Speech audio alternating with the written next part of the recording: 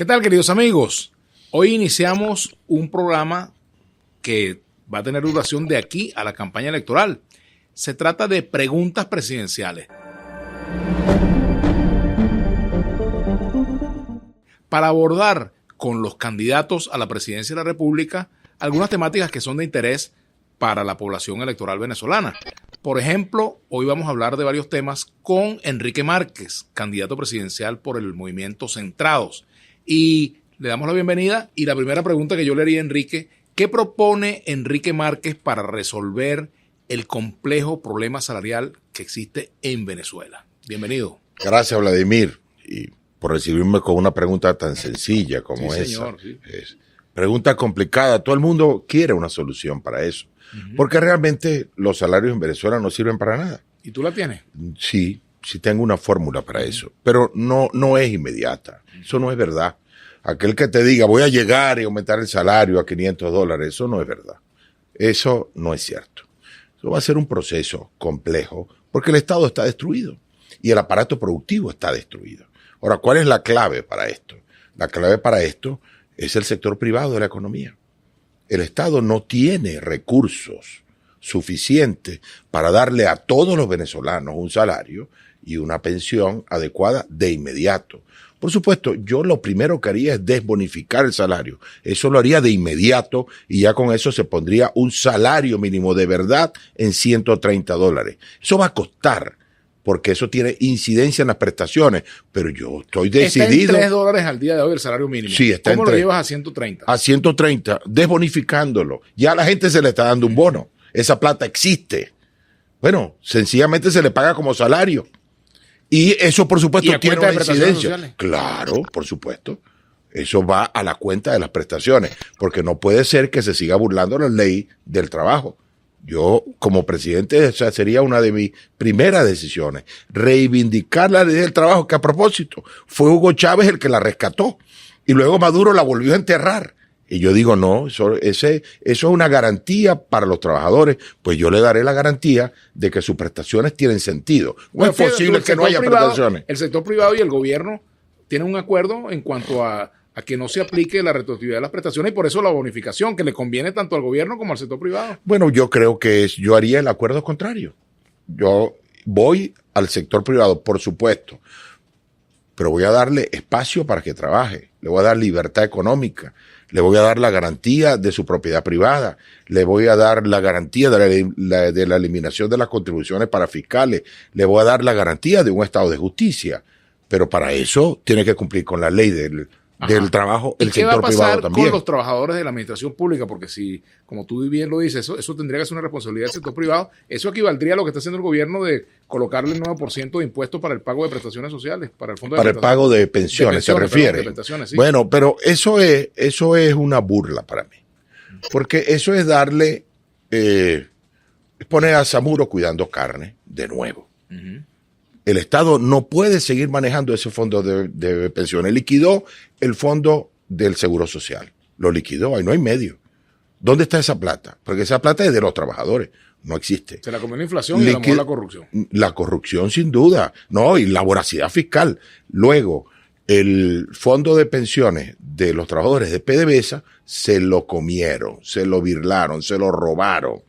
Bueno, pero esos fondos han existido. Ahora, ¿cuál es la diferencia de esos fondos con el fondo que propone Maduro? Que es una plata para administrarla a él.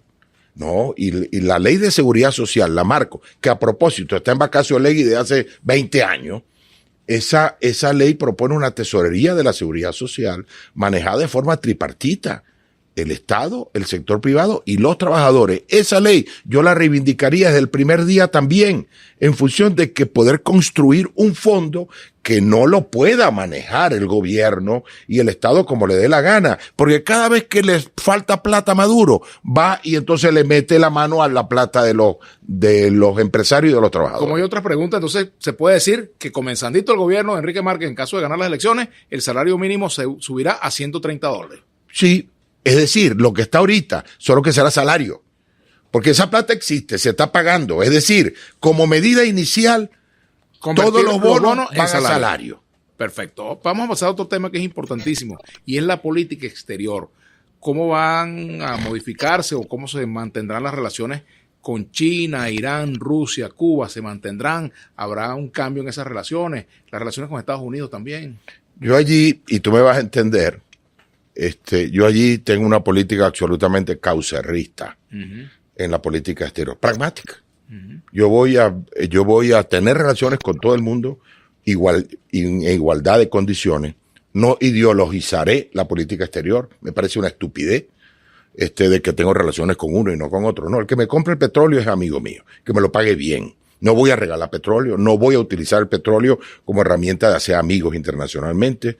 Sí, por supuesto, una herramienta de geopolítica y se puede ser utilizada. Tú escoges a quién le vende y eso ya es una decisión geopolítica. Pero importante decir que respetaré la multipolaridad en el cual el mundo tiene que girar, respetaré eso y haré relaciones con aquel que me dé un buen trato comercial, con aquel que respete nuestra soberanía, con aquel que pueda ayudar a los venezolanos a construir un país, el que le pagaré al que le debo plata y le quitaré prestado al que me preste.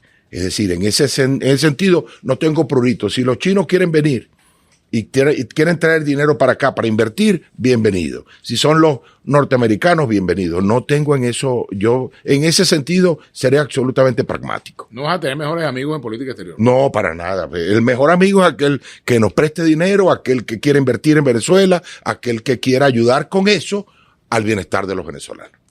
¿Cómo vas a hacer con ese complejo problema que representa el manejo de la Fuerza Armada Nacional Bolivariana, que se define como chavista, socialista, bolivariana, en fin? Bueno, yo creo que eso es una desviación fuera de la Constitución, es la verdad. Y yo creo que son los militares quizás los que mejor conocen la Constitución, la estudian mucho y son los que deberían estar de primero en su cumplimiento. En ese sentido, respetaré la institucionalidad por completo, pero recordaré que los militares no pueden tener partido político. Su partido político es la patria y su ideología es la Constitución. Eso es así. ¿Padrino López se iría a las duchas en un gobierno tuyo o lo vas a mantener en el bullpen? Va a depender de cómo podamos construir la unidad nacional. Fíjate tú, yo tengo un planteamiento, que es que ningún sector que gane en esta oportunidad debería intentar gobernar sin el otro, porque vamos a seguir en un conflicto permanente y el país es el que está pagando. ¿Quién paga la factura del conflicto? La paga el pueblo. Y yo quiero acabar con ese conflicto. Sí, la participación de Padrino López dentro de la Constitución y dentro de un gobierno de unidad nacional es útil para garantizar los esfuerzos que vamos a hacer, pues no me pesará la pluma para firmar el decreto de su permanencia. Si no lo es así y se considera en el acuerdo político que debe haber una rotación, tampoco me pesará la pluma para hacerlo. ¿Ya has pensado en un comandante en jefe por fuerza o el ministro de la Defensa de cualquier otro? Tú sabes, Vladimir, que una de mis cosas, yo me revisaba en estos días, ¿por qué en mi entorno familiar no tengo un militar cerca? Y profesionalmente me he movido como ingeniero sin contacto con los militares y como político he luchado por la República Civil. De tal manera que revisándome en estos días, la verdad es que tengo tiempo que no hablo con un militar que no sea en las alcabalas cuando lo paran a uno y lo saludan, pero no tengo contacto, es la verdad. Y no he pensado en eso. ¿Tú sabes por qué? Porque eso es un problema que no lo resuelve una mente como la mía, eso lo resuelve una unidad política que sepa para dónde va. Y es mi responsabilidad hacerlo. No he pensado en eso. Realmente no he pensado en un comandante del ejército, no he pensado en eso, porque creo que el respeto que se le debe a la Fuerza Armada también está en no adelantarse en ese tipo de cosas y buscar en la autodeterminación que debe haber allí la posibilidad de respeto a la jerarquía, de respeto a los órdenes de llegada en la promoción. O sea, que tú en ese tema eres muy cuidadoso por lo general. Sí, correcto, muy cuidadoso. Más cuidadoso que en cualquier otro tema. Y por lo general sí, soy cuidadoso. ¿Cómo harías para meter ese genio militar en la botella que lo sacó Hugo Chávez? Bueno, mira, no será fácil, nada será fácil. Imagínate que Venezuela después de estos 25 años está peor que Colombia después de 60 años de guerra armada interna. El aparato productivo de Colombia no sufrió lo que ha sufrido Venezuela en 25 años. El aparato productivo de Venezuela está destruido. Tengo la sospecha de que el apresto operacional de la Fuerza Armada también está destruido. Mi forma de poder ayudar a hacer eso es el respeto y la inversión de recursos públicos importantes para que la Fuerza Armada tenga su autonomía, tenga su apresto operacional y se dedique a lo que tiene que dedicarse. En este caso, hay espacios, y con esto termino, hay espacios de Venezuela donde el Estado no impera.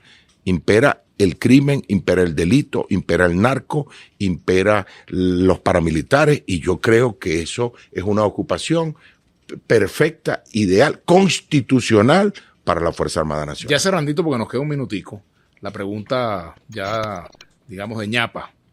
¿Es cierto que tú estás esperando como Caimán en Boquecaño que se caiga la candidatura de Edmundo González Urrutia? No, para nada. Incluso la he protegido mucho. Cuando estuve... ¿Pero cómo la vas a proteger si es la que precisamente pone en peligro tu triunfo? No, para nada.